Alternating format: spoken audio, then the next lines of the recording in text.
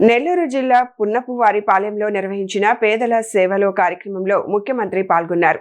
ప్రభుత్వ సంక్షేమ పథకాల అమలు, ప్రజలకు అందుతున్న సేవలను ప్రత్యక్షంగా పరిశీలిస్తూ లబ్ధిదారులతో మమేకమయ్యారు. ఈ సందర్భంగా ముఖ్యమంత్రి ప్రభుత్వ లక్ష్యం ప్రతి అర్హత కుటుంబానికి సంక్షేమ ఫలాలు చేరవేయడమేనని అన్నారు.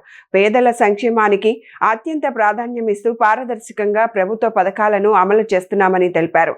ప్రజల సమస్యలను నేరుగా తెలుసుకొని వాటికి వేగంగా పరిష్కారాలు చూపించే దిశగా పేదల సేవలో కార్యక్రమం కొనసాగుతుందని పేర్కొన్నారు.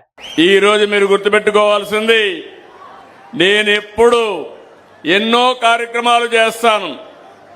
మొదలు తారీఖు వస్తే మాత్రం నాలో ఎక్కడా లేని హుషారు వస్తుంది.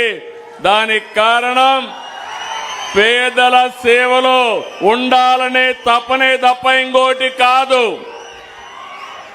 మీరందరూ ఒకటి గుర్తుపెట్టుకోవాలి, నేను కూడా బటన్ నొక్కచ్చు, కానీ నేను బటన్ నొక్కేవాడిని కాదు.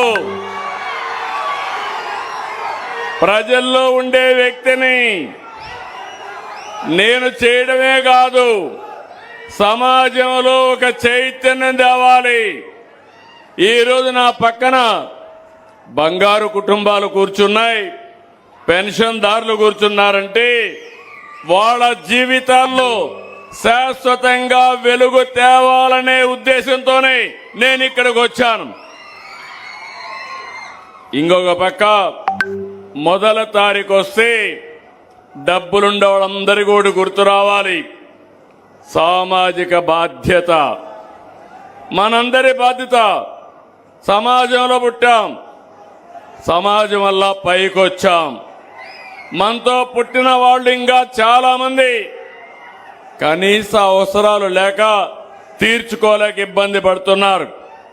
అందుకే నేను ఆలోచించేది, మొదల తారీఖున ఎమ్మెల్యేలు కానీ, ఎంపీలు కానీ, మంత్రులు కానీ, రాజకీయ పార్టీ నాయకులే కాకుండా అధికార యంత్రాంగాన్ని కూడా పంపిస్తున్నా.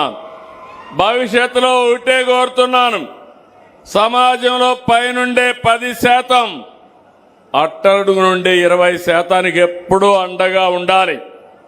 ప్రభుత్వం బాధ్యత మేం చేస్తాం. ఈరోజు మీరు చూస్తే మొదలు తారీఖు వస్తే ఒక పండుగ వాతావరణం. వృద్ధులందరూ కూడా ఇంటి దగ్గర దర్జాగా ఉంటే తలుపు కొట్టి గుడ్ మార్నింగ్ చెప్పి వాళ్లకు డబ్బులు ఇచ్చే ఏకైక ప్రభుత్వం ఈ ప్రభుత్వం.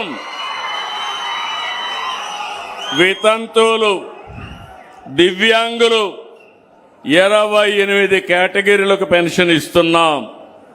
నేను ఎన్నికల ముందు చెప్పాను, ఒకే మాట చెప్పాను, నేను పెంచి పింఛనిస్తానని చెప్పి మాట నిలబెట్టుకున్నాం.